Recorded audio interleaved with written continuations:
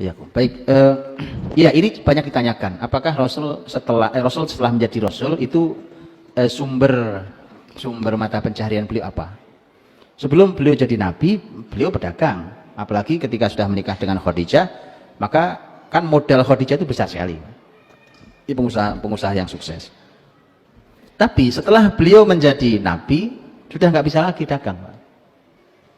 Sudah nggak bisa lagi dagang. Jadi Rasul itu sudah tidak dagang ketika beliau jadi Nabi. Nggak bisa. Karena sudah, kok jangankan sampai dagang, Pak. Itu baru terima wahyu pertama itu, Rasul datang, begitu yakin bahwa itu wahyu, Nabi berkata kepada, begitu turun perintah untuk berdakwah, ya yuhal muddathir qum fa'andir, bangun, berdiri, berikan peringatan. Saat itu nanti Nabi mengatakan kepada Khadijah radhiyallahu anha, kata Nabi, laqad madha ahdun naum, sudah habis waktu tidur saya. Dengan perintah seperti ini nih, sudah nggak ada lagi waktu saya untuk tidur. Jadi udah nggak sempat ngurusi pasar, untuk jualan apanya, udah nggak sempat. Karenanya Nabi itu, makanya gitu, kadang-kadang ya kalau tidak ada makanan ya puasa betulan. Nah, Nabi itu orang yang tidak mungkin menampakkan ketidakmampuannya, kemiskinannya, itu nggak ada, Pak. Kalau nggak ada, betul nggak makan, sudah. Adanya cuma air sama kurma, 2 bulan berturut-turut. 2 bulan berturut-turut di rumah istri Nabi. Sudah kejadian. 3 kali hilal, itu artinya 2 bulan. 3 kali hilal itu 2 bulan. 2 bulan berturut-turut tidak ada makanan kecuali air dan kurma. Cobain kalau nggak percaya, Pak. Betapa susahnya itu. Tapi itu kenyataannya. Sehingga dari mana sumbernya? Gitu ya. Dari mana sumbernya? Ada beberapa sumber. Sumber pertama adalah hadiah dari para sahabatnya. Nabi tidak menerima sedekah karena Nabi tidak boleh makan harta sedekah, tapi Nabi terima hadiah. Nabi dapat hadiah-hadiah. Kadang-kadang datang pengusaha seperti Dihya bin Khalifah Al-Kalbi.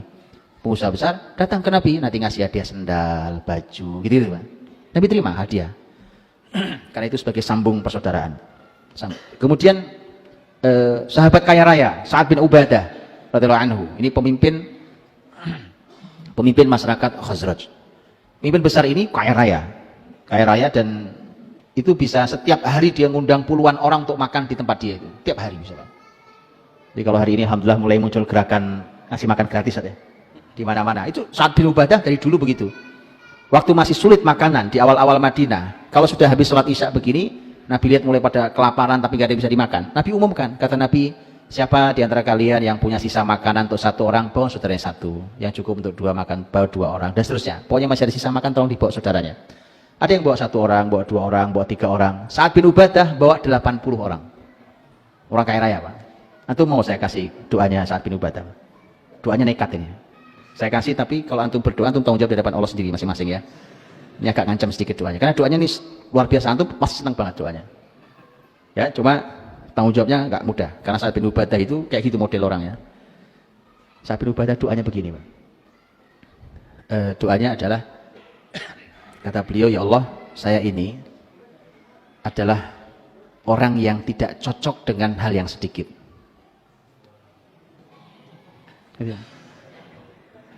Jadi saya ini kalau dapatnya sedikit itu tidak akan baik, dan memang tidak pas untuk saya hal yang sedikit itu.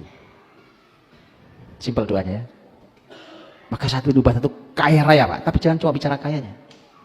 Sa'ad bin Ubadah itu kedermawanannya itu sampai legenda.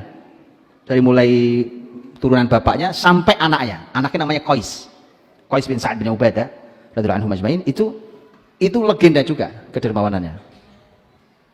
Gitu ya. Jadi kalau antum pakai doa itu, antum tanggung jawab dengan kedermawanan, itu aja. Baik.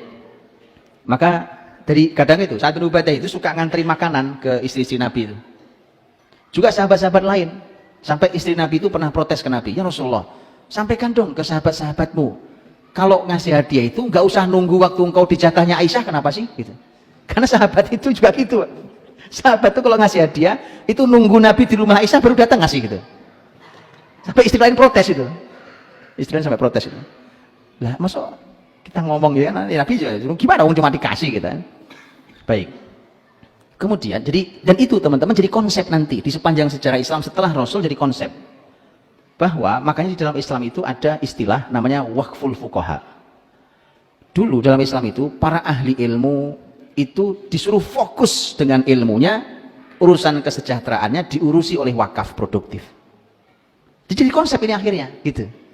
Karena kalau ahli ilmu sibuk nyari duit, ahli ilmu sibuk ngamen, Pak, sudah nggak jadi itu ilmu. Mana dia sempat baca buku, mana dia sempat menganalisa ilmu, mana sempat dia meneliti. Wong kerjanya keliling ceramah di mana-mana. Tapi kapan belajar ilmunya? Di tengah sekian banyak literatur Islam itu. Padahal orang kayak Anda yang bisa baca. Kan begitu. Nah itu harus ada solusinya, teman-teman. Solusinya dalam Islam itu dimunculkan wakaf-wakaf produktif untuk menopang kesejahteraan para ahli ilmu itu. Bahkan dulu ahli ilmu kadang-kadang duduk aja di situ, duduk situ. Di ruangan itu duduk saja. Kerjanya cuma apa? Baca buku doang kerjaannya. Baca buku, meneliti, menganalisa, kemudian menulis kembali apa segala macam, memberikan pengajaran. Orang kalau nanya malah mudah kan?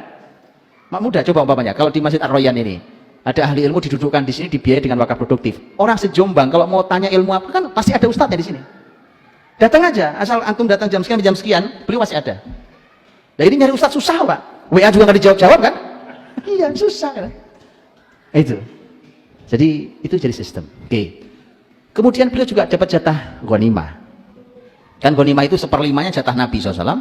Nanti oleh Nabi akan dibagi ke orang fakir, miskin, ibnu sis ya. Itu pembagian terserah Nabi. Yang kedua yang utuh adalah fai. Fai itu adalah rampasan perang, tetapi muslimin tidak perlu mengeluarkan tenaga untuk memenangkannya. Kalau ghanimah itu muslimin perlu bertenaga untuk perang betul, tapi kalau fai tidak, musuhnya datang nggak lama nyerah gitu. Ya perlu tenaga. Maka ketika mereka nyerah, harta yang diambil oleh muslimin dari rampasan perang itu namanya fai, dan itu seutuhnya terserah Nabi. Mau diapakan oleh Nabi? Gitu ya? Itu sumber-sumber dari ma'isyah Nabi Rasulullah SAW.